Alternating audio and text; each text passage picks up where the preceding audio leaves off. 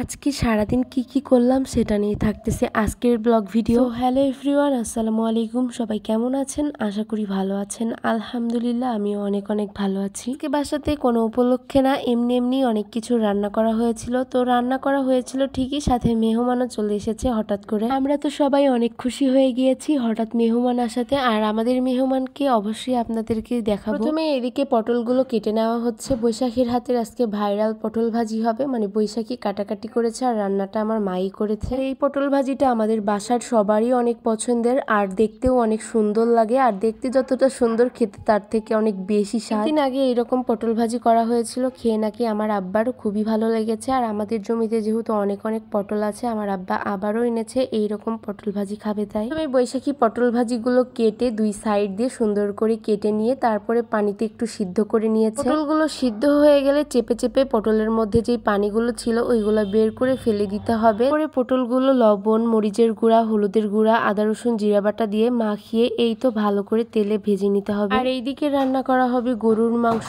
প্রথমেই মাংস সব রকম মশলা দিয়ে বেশি করে পেঁয়াজ দিয়ে মাখিয়ে ম্যারিনেট করে রেখে দিচ্ছি। আগের দিন এইভাবে মাংস রান্না করে আমরা সবাই অনেক মজা করে খেয়েছি, তাই আজকেও এভাবেই রান্না করা হচ্ছে। আর আপনারা তো দেখতেই পাচ্ছেন মাংসগুলো কত সুন্দরভাবে মাখানো হচ্ছে সব রকম মশলা দিয়ে। আর এইভাবে মাংস রান্না করলে খুবই মজা লাগে। এইদিকে পেঁয়াজ মরিচ ভাজা হচ্ছে, এর মধ্যে পটলগুলো দিয়ে দেওয়া হবে। আর এইদিকে এই তো দেখেন পটলগুলো দেখতে কি সুন্দর লাগছে, মাশাআল্লাহ। সত্যি কথা বলতে এই পটল ভাজিটা খেতে অনেক মজা লাগে। অনেকে আবার ভাবতে পারেন ভেতরটা খেতে একদমই ভালো লাগবে না, পটলের ভিতরে খেতে আরো বেশি মজা লাগে। যাই হোক, এইদিকে পটল ভাজি করতেছে আর এদিকে পটল ভাজির ভিডিও করতে গিয়ে ওইদিকে মাংস রান্নার ভিডিও আমি মিস করে ফেলেছি। মানে মাখিয়ে রাখা মাংস কয়রাতে দিয়ে রান্না করার পর 2টা সিটি তোলার জন্য প্রেসার কুকারে দিয়েছে। এইভাবে মাংস রান্না করলে সত্যিই অসাধারণ লাগে খেতে। যে বললাম না হঠাৎ করে আমাদের বাসাতে গেস্ট চলে এসেছে, সেটা হচ্ছে আমার বড় আপু, মানে আজানের আম্মু। আমাদের আজান বাবাটা অনেক অসুস্থ, দুর্গাপুর হসপিটালে এসে এই তো বাসাতে এসেছিল। আর ভালোই হয়েছে, আজকে অনেকগুলো রান্নাও করা হয়েছে। যাই হোক, পোলাও ভাতও রান্না করা হয়েছিল, পটল ভাজি করা হয়েছিল,